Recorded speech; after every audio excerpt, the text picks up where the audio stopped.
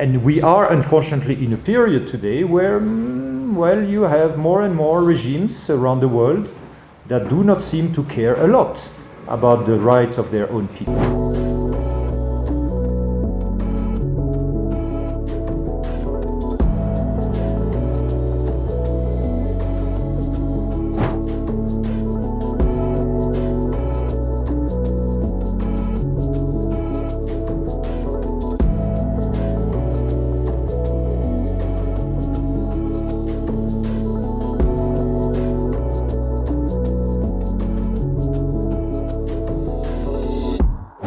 The wars usually lead to a situation where there are many victims, too many casualties.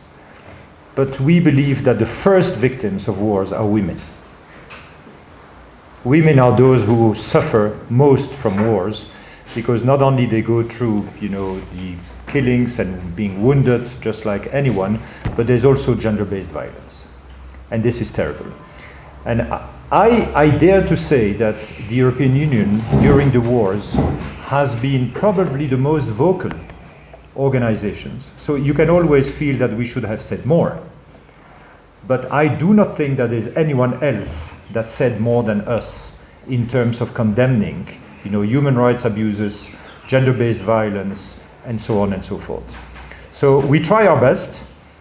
We probably could sometimes do better. We are sometimes below expectations of some, but I can tell you that we are well, beyond expectations of others.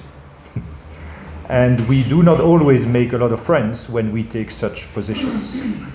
But we dare saying it because we believe it's the right thing. So that's on the women aspect, which is very important. And I just signed a few days ago again a new project, to address gender-based violence and the consequences of this in Ethiopia.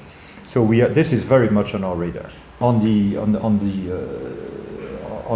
wider issue of the problem, the EU has been the one that at that time tabled in Geneva in the Human Rights Council the proposal with other partners, but we were the ones tabling it, for the International Commission of Experts. Why? Because we believe that the magnitude of problems, and it was very difficult at that time, to get a real information, because many of you could not travel in the regions affected by war, but there were enough indications that something, very difficult was happening. So we proposed that, International Commission of Experts, and that this Commission of Experts has never been able to really perform its work in the country. They did that abroad, but they were never allowed to work in Ethiopia. They could come once just to have a dialogue, but they could not work. So at a certain stage, there was, when we wanted to extend this International Commission of Experts, there was a lot of discussions in Geneva. We are not the only ones deciding. We are in Geneva, we discuss with the Ethiopians, so with the Embassy of Ethiopia in Geneva, we discuss with all our partners, like-minded or not, so it is a real process. And at that time we figured out that there was less interest and appetite from a number of countries, not the Europeans. We were still willing, to continue this, but a number of countries were less interested in continuing. So it didn't work, the continuation. But I can tell you that on the European side, we were ready to continue the work with Ethiopia in partnership, in cooperation, but, to have an international dimension to this very difficult issue of transitional justice. This is not something we do only for Ethiopia, by the way. Because I heard also very often, oh, you do that for Ethiopia, not for others. Not true. We have created International Commission of Experts in many countries. One of the countries I myself served in the past, which was Burma, the EU also created an International Commission of Experts for human rights for the Rohingya crisis in Myanmar. So we did it also in Asia, we did it in other countries. So it was not specific to Ethiopia. But in Ethiopia, there was a little bit of a sense that, this move, this initiative was directed against the government of Ethiopia. It was not. It was to promote justice and accountability. So I can tell you that at the highest level of our leadership, transitional justice for all the war crimes all the crimes against humanity, all the violations of human rights that have taken place in Ethiopia over the last years is very high on the agenda. It was even one of the main issues in what our foreign ministers decided last year in their new political roadmap. So we want progress on transitional justice, we want progress on accountability, and this is a point that will determine and that will qualify the gradual normalization of our relationship with Ethiopia. So this is very, very high on our agenda. And again, there are other countries that try their best to address this, but I think the European Union is at the forefront of, dealing with this. We couldn't have the International Commission of Experts, but now we have, nevertheless, the UN, the United Nations, the OHCHR, so the Office for Human Rights of the United Nations, that will be part of the transitional justice system. So we hope that, with the UN, we will have this international dimension that will give, weight and credit to the conclusions. But again, we are waiting to see what the transitional justice policy is in Ethiopia, because we are still expecting it for a few months, and it still needs to go to the Council of Ministers, I think, for vetting, but we haven't seen the final text. So we would be very interested to see that when it comes out. We have a multilateral system. We have international rules protecting human rights. We mentioned the UN Charter. Well, at a certain stage, somebody needs to stand up for that. Otherwise, we will be going into a world where all the rules that human beings need to cooperate together will be completely violated. So it is irritating. It is not always very well perceived. But again, we try to do this impartially. We try to do that with everyone, to also be beyond human rights, to also protect the international system, where it has been created. It's not perfect, so we are totally open to an improvement of the international legal system or international order, but we need rules. Otherwise, it's complete chaos. Everyone does whatever they want, and the ones who will suffer will be populations. So I think it's important to put this also into a context in which we try to protect an international order that respects the people. And we are unfortunately in a period today where, you have more and more regimes around the world that do not seem to care a lot about the rights of their own people.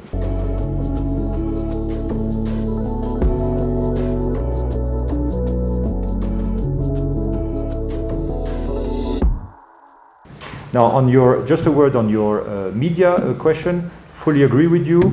I think that you probably are going as journalists and media through a difficult time, and we have said that publicly, that the civil society space, the media space is sometimes, challenged. And we have a number of projects for that. We can do more, and I take your point. Maybe we should do more. But be reassured that we stand by you, because freedom of expression, freedom of the media are things that we stand for, just like human rights. And we have expressed ourselves, even publicly, even on my Twitter account. I have made declarations, trying to promote and to pay tribute to the media that are doing work sometimes in difficult conditions. Some of journalists have even died doing their work, and we have, paid tribute to that. We have acknowledged that, and we will try to do more on this.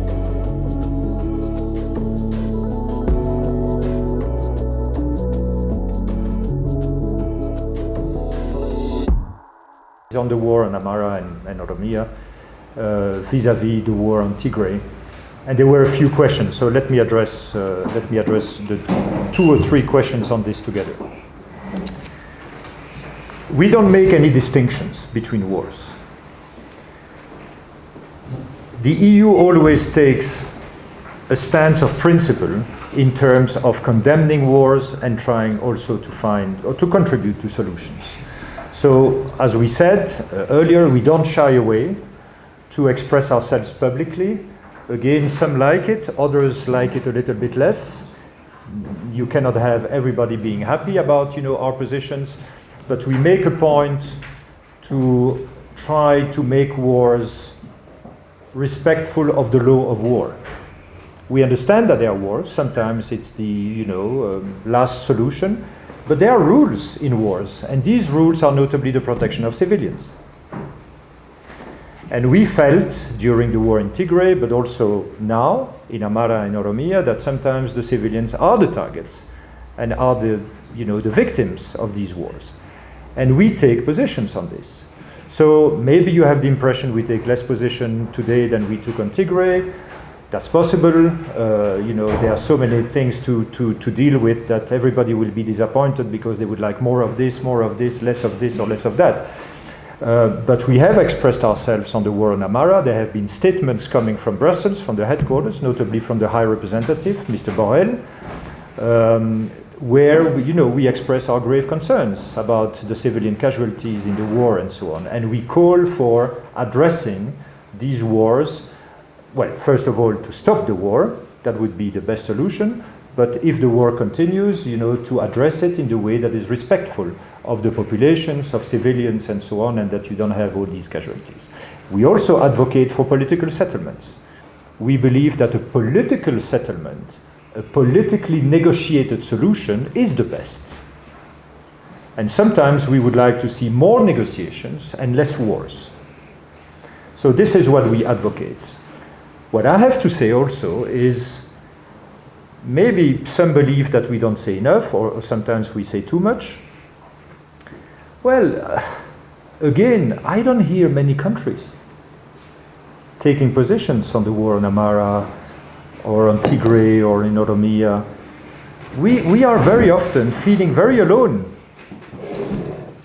Some countries do, some of our best partners, do it. The Americans do it, the British do it, some others. But most of the countries in this world do not seem to care about all these civilian casualties.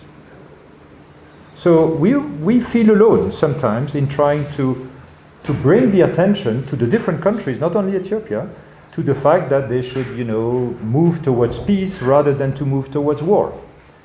So we are one international partner. We cannot do everything alone. So I think you should address these questions also to all the countries of this world, and notably some of the best friends of Ethiopia today, the BRICS. What are they saying about all that? And we do not hear a lot in terms of protecting civilians, protecting populations, stopping the war, and so on. So I think this is a joint effort of the international community that we would like to see. By the way, there was somebody hinted also at the fact, why is the EU involved in the solution to the Amhara conflict? No, we are not, because we have not been invited. So just like Pretoria, the EU had not been invited to the mediation. We proposed ourselves. We said, look, we can help. We are ready to take our responsibilities. We're ready to contribute, but we have not been invited. So this is a sovereign country. We respect it. But then we have less leverage in order to be helpful. It's a pity, because I think the EU is a peacemaker. And we discussed today, our agenda is really peace. We are not perfect, but one thing we are perfect on is to try to promote peace. But we have not been invited, neither for Oromia, neither for Amhara, neither for Tigray.